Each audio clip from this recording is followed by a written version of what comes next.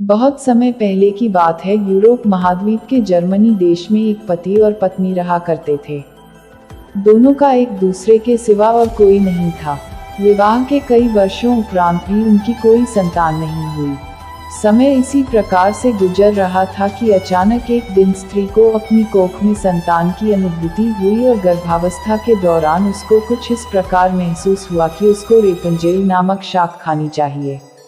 आसपास वह शाक कहीं भी उपलब्ध नहीं थी। पति पत्नी एक जादूगरनी के बगीचे के समीप ही रहते थे। पत्नी के मन की बात जब पति ने सुनी तो पति ने उससे वादा किया कि वह उसके लिए रेपंजेल नाम की वह शाक साथ लेकर आएगा। बगीचे में चोरी से घुसकर उसने वह शाक अपनी पत्नी के लिए तोड़ी और यह क्रम कई दिनों तक चलता रहा। एक दिन बगीचे की मालकिन जादूगरनी ने, जिसका नाम डैम गोथेल था, उसे यह चोरी करते हुए देख लिया और जादूगरनी ने पति को बंधक बना लिया। पति जादूगरनी के सामने बहुत गिड़गिड़ाया और अंततः जादूगरनी एक शर्त पर वह शाक उसकी पत्नी के लिए देने के लिए राजी हो गई। शर्त यह थी कि संतान के जन्म के बाद वह उसे जादूगरनी को सौंप देगा। मायूस मन से पति ने उसकी वह बात मान ली और बच्चे के जन्म होते ही उसने जादूगरनी के हाथों अपनी पुत्री को सौंप दिया। जादूगरनी ने अत्यंत मनोयोग से उसकी पुत्री का पालन पोषण किया और उसका नाम उसी शाक के नाम पर रेपंजेल रखा। रेपंजेल एक अत्यंत रूपवती कन्या के रूप में धीरे धीरे विकसित होने लगी। उसके सुनहरे बाल और अद्वितीय रूप की चर्चा आसपास की जगह पर धीमे धीमे से फैलने लगी।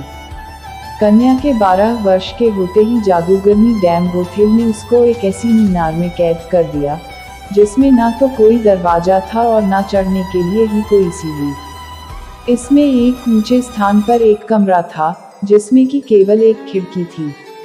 जादूगरनी अपनी जादुई शक्तियों के माध्यम से छोटी बच्ची तक पहुंचती और हर दिन उससे मिलने के लिए दिन के समय जरूर जाती। इसी प्रकार से दिन बीतने लगे। वह बच्ची बड़ी होकर एक अत्यंत रूपवती स्त्री के रूप में विकसित हुई। उसके लंबे घने सुनहरे बाल इतने लंबे हो गए कि बाद में जादूगरनी उनके सहारे मीनार पर चढ़कर कमरे में आने और जाने लगी। ऐसा करते वक्त वह रेपंजेल को पुकारते हुए कहती, रेपंजेल अपने बाल गिराओ ताकि मैं तुम्हारे सुनहरे बालों पर चढ़कर ऊपर आ सकूं। समय इसी तरह से गुजरता गया और एक दिन किसी राज्य का राजकुमार घूमते घूमते उसी क्षेत्र में आ गया जहां पर रेपंजेल उस मीनार में रहती थी। रेपंजेल की आवाज में अद्वितीय मिठास थी। जब वह गाती थी तो जैसे समय ठहर जाता था।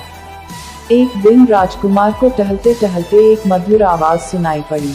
वह आवाज कहाँ से आ रही है यह जानने के लिए जब राजकुमार मीनार के पास गया तो उसे दिखाई पड़ा कि एक ऊंची मीनार के ऊपर कमरे में एक सुंदर रूपवती स्त्री रहती है। उसकी इस मीठी आवाज को सुनकर राजकुमार उसकी तरफ अत्यंत आकर्षित हुआ और वह अपनी उत्सुकता पर काबू नहीं रख सका। उसने मन में ठान ली कि वह इस बंद मीनार में रहने वाली स्त्री, जिसकी आवाज इतनी मधुर है, के विषय में जान के ही रहेगा। एक दिन जब दिन के समय जादूगरनी रेपंजेल से मिलने के लिए आई तो उसने जादूगरनी को वह शब्द कहते और बालों के जरिए ऊपर चढ़ते हुए देख लिया। राजकुमार ने इसी प्रकार जब रात के समय रेपंजेल को पुकारा तो उसने उसे आने के लिए मीनार के सहारे अपने बालों को लटका दिया। राजकुमार ऊपर जाकर रेपंजेल से मिला। रेपंजेल और राजकुमार एक दूसरे से प्रेम करने लगे थे। दोनों ने मिलते ही एक दूसरे को पसंद कर लिया था और वह एक दूसरे के लिए के अंतरंग सहचर बन गए। अतः राजकुमार ने रेपंजेल के सामने विवाह का प्रस्ताव रखा। रेपंजेल इस पर सहमत हुई और दोनों का मिलना जुलना धीमे धीमे बढ़ने लगा। जादूगरनी डैम गोथेल रोज दिन के समय रेपंजेल को मिलने के लिए आया करती थी। राजकुमार और रेपंजेल ने मिलकर एक योजना बनाई कि राजकुमार द्वारा दिए गए रेशम से रेपंजेल एक सीढ़ी बनाएगी जिससे कि वह दोनों उस जगह से भाग सकें। रेपंजेल की मूर्खता के कारण जादूगरनी डैम गोथेल को राजकुमार के रेपंजेल के पास आने और उसके गर्भवती हो जाने का पता चल गया। जादूगरनी डैम गोथेल ने रेपंजेल को मीनार से बाहर निकाल दिया और जंगली जानवरों के बीच से जंगल में विचरने को अकेला छोड़ दिया और वह स्वयं उस मीनार के कमरे में जाकर छुप गई। राजकुमार के चढ़ने के लिए उसने रेपंजेल के बालों को काटकर उन्हें मीनार से बाहर लटका दिया ताकि राजकुमार ऊपर चढ़ सके और उसे कोई शंका ना हो।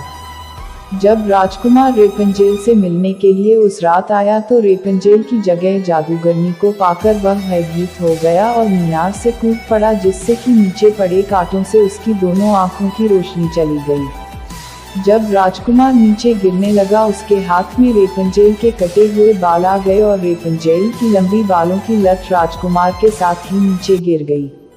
नीचे उतर पाने का कोई अन्य तरीका न होने के कारण जादूगरनी डैम गोथेल उस मीनार में फंस गई और अंततः मृत्यु को प्राप्त हुई। अपनी आंखों और अपनी प्रेमिका को खो देने के बाद राजकुमार निराश होकर अंधा होकर जगह जगह भटकने लगा।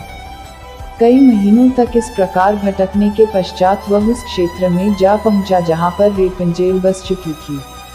उधर रेपंजेल ने जुड़वा बच्चों को जन्म दिया, जिनमें एक बेटी और एक बेटा हुआ। इसी तरह कुछ समय तक एक दूसरे के बिछोह में रहने के बाद अंततः दोनों उसी राज्य में एक स्थान पर मिले और उनके मिलन से चमत्कार स्वरूप राजकुमार की दृष्टि वापस आ गई और रेपंजेल के लंबे सुनहरे बाल उसको वापस मिल गए और दोनों हंसी खुशी अपना जीवन साथ में बिताने लगे। शिक्षा: इस कहानी से हमें यह शिक्षा मिलती है कि बुरे का अंत बुरा ही होता है और विश्वास के सहारे एक दिन दुनिया में सब कुछ पाया जा सकता है। जिस तरह जादूगरनी गलत नियत से रेपंजेल को इतने साल कैद में रखती है, एक दिन उसे इसका दंड मिला और वह मारी गई। रेपंजेल ने बचपन से उम्मीद लगाई हुई थी कि उसे एक दिन कोई बचने आएगा, उसकी खुशहाली भरी जिंदगी होगी। एक दिन उसके इस विश्वास को भगवान ने पूरा कर दिया।